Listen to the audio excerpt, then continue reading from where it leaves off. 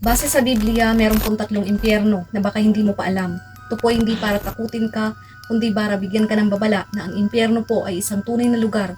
At pagkatapos mong marinig ang mga bagay na ito, nawa po ay mapag-isipan mo kung ano ang tunay na kalagayan ng iyong kaluluwa. Narito po ang tatlong impyerno na nakalagay sa Biblia. Una, Hades o Sheol. Ito po yung pansamantalang lugar ng mga kaluluwang nagkasala. Isang lugar na meron kang consciousness. Ibig sabihin may malay ka, alam mo kung ano ang nangyayari, at naiintindihan mo ang sitwasyon mo. Hindi ka tulog pero hindi ka rin buhay. Dito ay buhay pa ang iyong isip at damdamin, nangihinayang at nagsisisi, pero huli na ang lahat. Wala ka nang magagawa para baguhin pa ang kalagayan mo. Sabi nga po sa Luke chapter 16 verse 23, sa gitna ng kanyang pagdurusa sa daigdig ng mga patay. Sabi dito, ito po yung tinatawag na daigdig ng mga patay o the place of the dead. Sa verse na ito, dito po yung kwento ng mayamang lalaki na napunta po sa Hades, isang lugar ng pagdurusa, kung saan ay humiling po siya na isawsaw sa tubig ang dulo ng daliri ni Lazaro at basain ang kanyang dila, dahil siya po ay labis na naghihirap. Pero sinabi po ni Abraham na hindi na niya ito yun mabibigay, dahil may hangganan doon na hindi maaaring lampasan kailanman. Sabi sa Biblia, may isang bangin na hindi na matatawid. Ang mga nasa lugar ng kaligtasan ay hindi na makakapunta pa sa lugar ng pagdurusa. Wala nang paraan pa para magtagpo o lumipat ng lugar.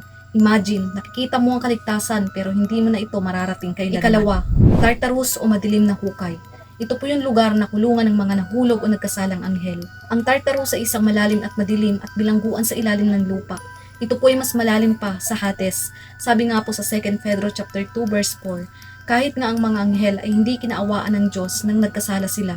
Sa halip, tinapon sila sa malalim at madilim na hukay upang doon hintayin ang araw ng paghuhukom. Sa Tartarus ay ikinulong at iginapos ang mga anghel na gumawa ng kasalanan.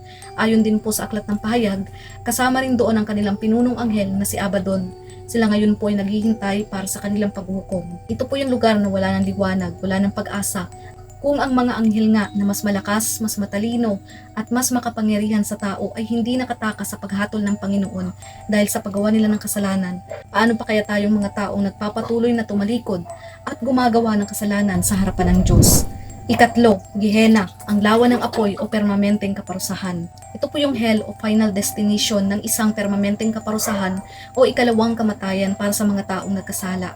Dito po ay wala ng pagkabuhay muli, isang lugar na ang apoy at uod ay hindi na namamatay, walang hanggang kaparusahan at paghihirap, araw at gabi magpakailanman.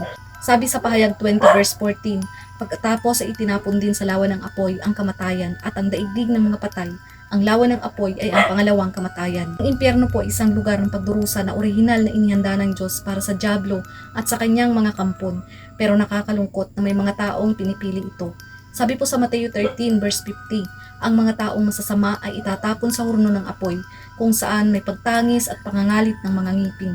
Hindi ito para takutin tayo, kundi para bigyan tayo ng babala sa maaaring kahihinatnan ng ating kasalanan. Sa impyerno, walang paraan para makalabas pa, wala ng oras para makapagpahinga mula sa pagdurusa, at wala ng pangalawang pagkakataon pa. Ito po ang tuluyang pagkahiwalay sa Diyos. Dito ay hindi mo na mararamdaman ang kanyang pag-ibig, liwanag at kapayapaan. Iyon ang tunay na bigat at sakit ng impyerno. Pinakamasakit dito ay maraming tao ang mapupunta sa ganitong sitwasyon dahil pinili nilang tanggihan ng Panginoong Jesucristo. Hindi ito dahil hindi sila mahal ng Diyos, kundi dahil sila mismo ang tumanggi sa kanyang pagmamahal. Pati hindi ka nilikha ng Diyos para mapunta sa impyerno. Bawat isa po sa atin ay may kakaibang lugar sa puso ng Diyos. Noong lumikha siya ng tao, ang kanyang hangarin po ay makasama tayo habang buhay sa kanyang liwanag at pag-ibig. Hindi tayo inilaan para sa pagkahiwalay at pagdurusa sa impyerno. Ang impyerno ay totoo. Ito ay dako ng paghihirap at kaparusang walang hanggan. Ngunit purihin ng Diyos dahil sa Panginoong Jesucristo, maaari nating matakasan ang walang hanggang paghihirap sa apoy nito. Ang Diyos sa kanyang walang hanggang habag at pag-ibig ay gumawa ng daan at kaligtasan para sa sino mang magtitiwala sa anak ng Diyos.